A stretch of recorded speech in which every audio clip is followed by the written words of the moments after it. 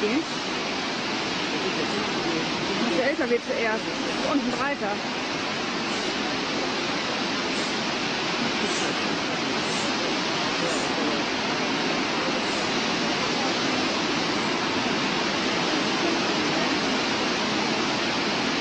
Wir gehen gleich los, Philipp.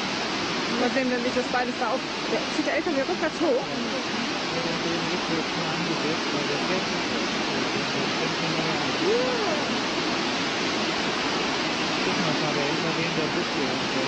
Guck mal hier, die können dann miteinander vorbei, da unten die beiden. Boah, das ist aber...